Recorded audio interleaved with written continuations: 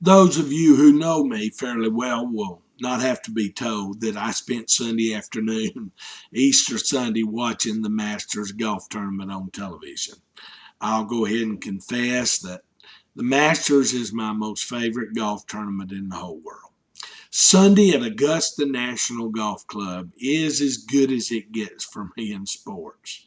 This year I had the chance to once again go to Augusta National Golf Club to watch one of the practice rounds, so it was even more special for me this year.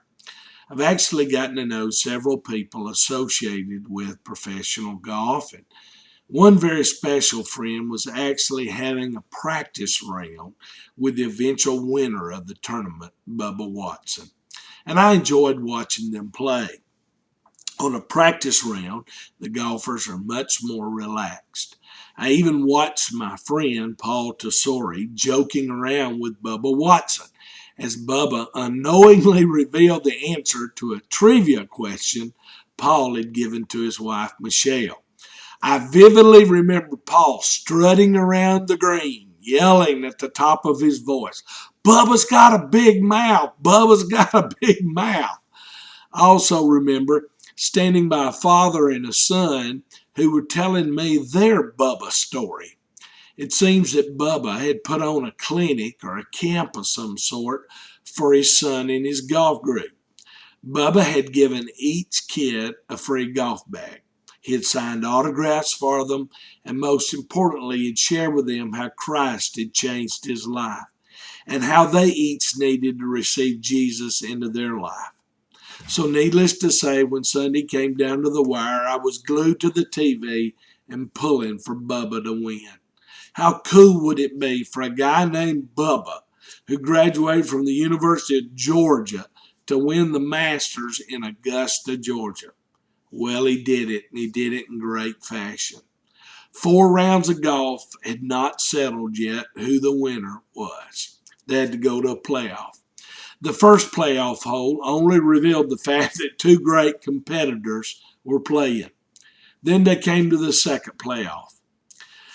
The hole that I told my friend Paul had been at one time the most difficult hole at Augusta. By the way, I was proven correct, my friend.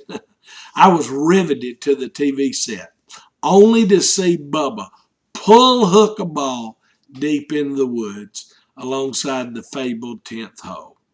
I was sure the tournament was over and that Bubba had lost.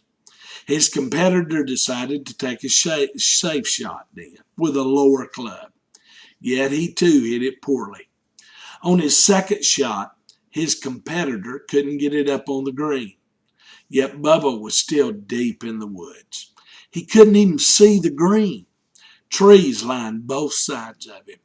It was an impossible shot under the most excruciating of conditions. On his way down the hill to his ball, his caddy, I have a fondness for caddies, said to him, "Bubba, we've been here before. If you have a swing, you have a chance." I love that, man. If you have a swing, you have a chance. Bubba had a swing, and he made his chance worthwhile.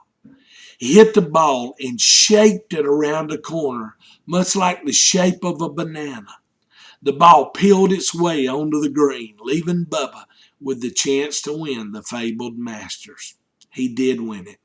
He won it because he had a shot, and he had a chance, and he took it. I've reflected a lot about that today. There's so many times in our lives when we mishit it, aren't there? How many times have we not performed well and found ourselves trapped in the middle of a difficult situation? I guarantee you there have been times in your life when you felt overwhelmed.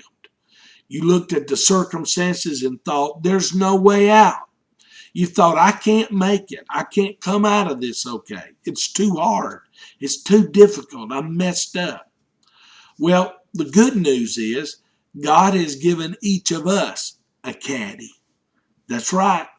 The Holy Spirit is called the Paraclete in the Greek language. It means one who walks along beside us. The Holy Spirit is there to encourage us to walk along beside us. And in those impossible times of life, the Holy Spirit says, if you have a swing, you have a chance. You can make it. The Apostle Paul was like that. On one occasion, he wrote in 2 Corinthians 4, we're pressed on every side by troubles, but we're not crushed. We're perplexed, but not driven to despair. We're hunted down, but never abandoned by God. We get knocked down, but we're not destroyed. Isn't it great to know even one as great as Paul knew what it was like to feel overwhelmed by circumstances? Yet he knew he was not out of it. As long as a believer has God, he's never out of it. He always has a swing. You might say, as long as we have a swing, we have a chance. As long as we have the Spirit, we have a chance. Paul went on to say in verse 13, we have the same kind of faith the psalmist had when he said, I believed in God, so I spoke. He kept on going simply because he believed.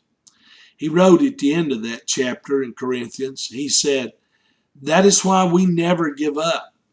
Though our bodies are dying, our spirits are being renewed every day. For our present troubles are small and won't last very long. Yet they produce for us a glory that vastly outweighs them and will last forever. So we don't look at the troubles we can see now. Rather, we fix our gaze on things that we cannot see. For the things we see now will soon be gone, but the things that we cannot see will last forever. Love that verse. Bubba kept swinging, and it produced for him the greatest triumph of his life vocationally. I want you to know God has promised us that the end result in our life far outweighs the turbulent times we experience. So we're to keep swinging. We're not to give up. We're not to give in. That's why Paul could tell Timothy, while he was sitting in a prison cell, he wrote in 2 Timothy 1, that is why I'm suffering here in prison, but I'm not ashamed of it, for I know the one in whom I trust, and I'm sure that he's able to guard what I've entrusted to him until the day of his return. Don Moen wrote a lot of beautiful songs.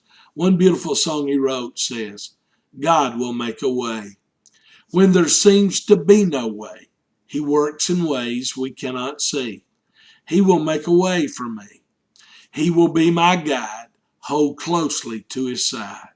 With love and strength for each new day, he will make a way. Now that's a thought to carry with you all day today. God will make a way. And here's a prayer to pray today. God, help me not to give in to the fear of desperation and defeat, but to trust that you will see me through every circumstance of my life. May God bless you and keep swinging.